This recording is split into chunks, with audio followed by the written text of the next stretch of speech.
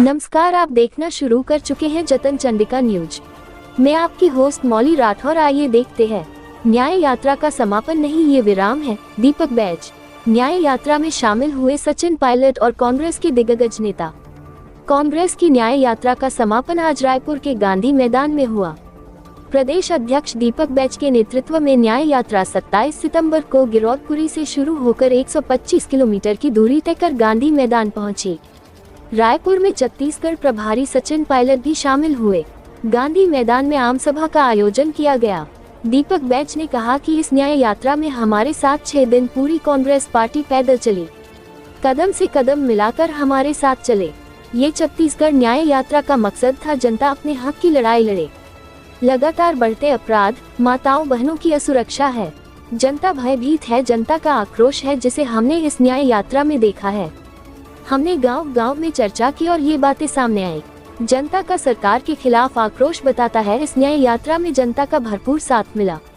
जतन चंडिका न्यूज के लिए रायपुर से मनोज राठौर और रायपुर से रॉबिन विशेष सहयोगी की खास रिपोर्ट। भारतीय जनता पार्टी 10 महीने की सरकार में छत्तीसगढ़ को अपराध का गढ़ बना दिया। 10 महीने में छत्तीसगढ़ को दूसरी मणिपुर बना दिया। और ये सिर्फ आंकड़े की बात करते हैं, अपराध रोकने की बात क्यों नहीं करते? मैं सरकार से पूछना चाहता हूं, कौन रोकेगा अपराध? किसकी जिम्मेदारी है? मुख्यमंत्री की है, गृह मंत्री की है, सरकार की है या नहीं? पहले सरकार को जवाब देना चाहिए। सरकार कौन चला रहा है? सरकार कहां से चल रही है? सरकार किसके इशारे पे चल रही है? ये मुख्यमंत्री को जवाब देना चाहिए कि मुख्यमंत्री के इशारे पे चल रही है या फिर ओपी चौधरी के इशारे पे चल रही है या गृह मंत्री के इशारे पे चल रही है या अरुण साव के इशारे पे चल रही है या और किसी के इशारे पे चल रही है। मुख्यमंत्री किसको जवाब देना चाहिए। इसलिए मैंने चुनौती दिया कि भारतीय जनता पार्टी कहती है कि कांग्रेस को क्षमा यातना निकालना चाहिए। मैंने चुनौती दिया कि हमारी सरकार में झीरम घाटी जैसे घटना नहीं हुई, हमारी सरकार में आदिवासियों के 200 घर नहीं जले, हमारी सरकार में 76 जवानों की हत्या नहीं हुई, हमारी सरकार में रानी बोदली में 56 जवानों की हत्या नहीं हुई, हमारी सरकार में जलियांवाला जैसे बच्चे लोगों के साथ अनाचार नहीं हुआ, हमारी सरकार में कलेक्टर ऑफिस नहीं जले, हमारी सरकार में एसपी ऑफिस नहीं जले, हमारी सरकार में 5 से 6 साहू समाज की बेटों की हत्या नहीं हुई, हमारी सरकार में सतनामी समाज पर अत्याचार नहीं किए, हमारी सरकार में फर्जी एनकाउंटर और आदिवासियों को फर्जी नक्सली के नाम से जेल भेजने का काम नहीं हुआ, और हमारी सरकार में किसी समाज के किसी साहू समाज के घर को नहीं जलाया गया। हमारी सरकार में इतनी अपराध नहीं बढ़ी। इसलिए अगर हमारी सरकार में अगर कलेक्टर ऑफिस, एसपी और झीरम घाटी घटी है तो मैं माफी मांगने को तैयार हूँ, लेकिन भारतीय जनता पार्टी और मुख्यमंत्री को जवाब देना पड़ेगा कि ये सारी घटनाएं बस्तर से लेकर सरगुजा तक किस किस सरकार में घटी है। पहले ये मुख्यमंत्री बताए ये घटनाएं उनकी सरकार में घटी है या नहीं घटी है, ये पहले मुख्यमंत्री बताए। अगर उनकी सरकार में घटी है तो छत्तीसगढ़ की जनता को सबसे पहले मुख्यमंत्री और पूरी मंत्रिमंडल को माफी मांगना चाहिए।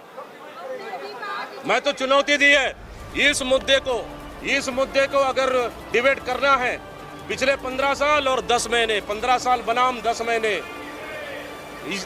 उनका रिकॉर्ड लेके आ जाए। मैं भूपेश बघेल की सरकार की, टीएस बाबा सरकार की, चरणदास महंत की सरकार की मैं रिकॉर्ड लेके आऊंगा। मैं अभी भी बोल रहा हूं, मैं मुख्यमंत्री जगह तय कर ले, समय तय कर ले, डेट तय कर ले, दीपक बैज किसी चाह चौरे में बुला ले, लेकिन मुख्यमंत्री से कोई बात नहीं ना, मुख्यमंत्री नीचे से कोई बात नहीं, मुख्यमंत्री तय कर ले, मुख्यमंत्री साथ दीपक बैज डिबेट करने को तैयार।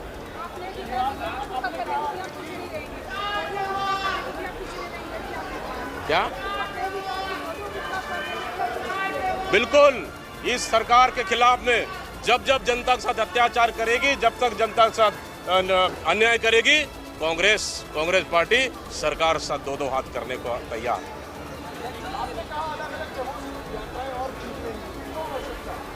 अभी तो रुकिए, आप रुकिए जरा, अभी सब्र कीजिए। अभी तो मैंने कहा शुरुआत है, यात्रा का समापन नहीं हुआ है, यात्रा का विराम हुआ है। तमाम हमारे सीनियर नेताओं से आशीर्वाद लेंगे, फिर दूसरी निकलेगी। अभी अब जरा इंतजार करिए। अभी पर्याप्त मुख्यमंत्री, पूर्व मुख्यमंत्री भूपेश बघेल जाए, उनका आशीर्वाद रहा, माननीय चरणदास महंत जी, उनका आशीर्वाद रहा। बाबा साहब यहीं खड़े हैं, इनसे पूछ लीजिए आप, इनका बराबर आशीर्वाद रहा। पूरे मंत्रियां, तमाम विधायक, तमाम वरिष्ठ नेता, तमाम छत्तीसगढ़ नेता और सचिन पायलट जी, तमाम लोग का आशीर्वाद रहा। इसी वजह से और एक एक कार्यकर्ता मजबूती के साथ पैदल न्याय यात्रा चले, इसलिए हमारा ये कार्यक्रम सफल रहा।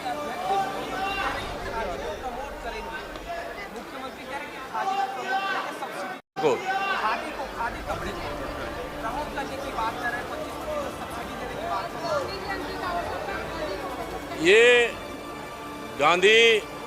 महात्मा गांधी जी को भला बुरा कहने वाली पार्टी, उनके हत्यारे को पूजा करने वाली पार्टी, गोडसे को मानने वाली पार्टी अगर खादी की बात अगर करे तो मुझे लगता है उनके मुंह से शोभा नहीं देता है। बाबा साहब से आज छत्तीसगढ़ न्याय यात्रा का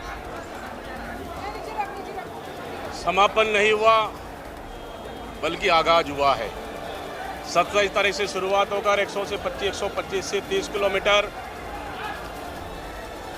गिरोधपुरी बाबा धाम से दर्शन कर लगातार 6वां दिन में आज हम लोग रायपुरी राजधानी की ओर पहुंचे और आज हम लोग 125 किलोमीटर चलने के बाद आज छत्तीसगढ़ न्याय यात्रा को हम लोगों ने विराम दिया है, क्योंकि लगातार हम 6 दिन चले, लोगों से मिले, जनता की हक और लड़ाई के लिए, उनके न्याय के लिए लगातार लोहारीडीह के गांव वालों ने न्याय की मांग की।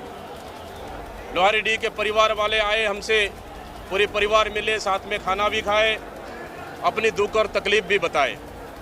साथ ही हमारा ये दोंदे कला संतोष पटेल के परिवार भी मिले। इस तरह से सरकार ने जितनी बर्बरता उन परिवारों के साथ की है, उन सभी परिवारों के साथ अन्याय की है, वो परिवार सब लोग आके हम कांग्रेस पार्टी तमाम लोगों से मिले और उन्होंने न्याय की मांग की। कांग्रेस ने भरोसा दिलाया है कि उन परिवारों की हक और लड़ाई के लिए, न्याय के लिए कांग्रेस पार्टी लड़ेगी और लगातार हम जनता से मिलते रहे। सरकार की 10 महीने की नाकामी साफ जनता के चेहरे में झलक रहा था कि ये अपराध के खिलाफ गुस्सा, आक्रोश, जनता उदास और सरकार से उम्मीद जनता ने छोड़ दी है कि ये सरकार की हमको सुरक्षा कर पाएगी। जनता ने पूरी उम्मीद छोड़ दी। उसी का नतीजा है कि लगातार जैसे जैसे हमारे कदम बढ़ते रहे, जैसे जैसे मेरा काफिला बढ़ता रहा, हमारी कारवां भी बढ़ते रही और ऐतिहासिक जन समर्थन के बाद लोगों का प्यार और आशीर्वाद मिला। छत्तीसगढ़ के तमाम हमारे बड़े नेता, पूर्व मुख्यमंत्री भूपेश बघेल जी, चरणदास महंत जी, सम्मानीय TS बाबा जी और तमाम हमारे सीनियर लीडर, पूर्व मंत्रियां, लगातार हमारे XMLA, हमारे MLAs, XMLAs, तमाम सांसद और पूर्व सांसद साथी सब लगातार आते रहे और हमारे पदयात्रा को उन्होंने मनोबल बढ़ाते रहे और इनके आशीर्वाद से ये यात्रा सफल हुई है। निश्चित रूप से मैं सभी को बहुत बहुत धन्यवाद और छत्तीसगढ़ की जनता को धन्यवाद देता हूँ। हमें लगातार सही और सटीक खबरें देखने के लिए जतन चंडिका न्यूज़ को सब्सक्राइब, लाइक, कमेंट एवं शेयर करना ना भूलें और बेल आइकॉन बटन दबाना ना भूलें। लगातार जतन चंडिका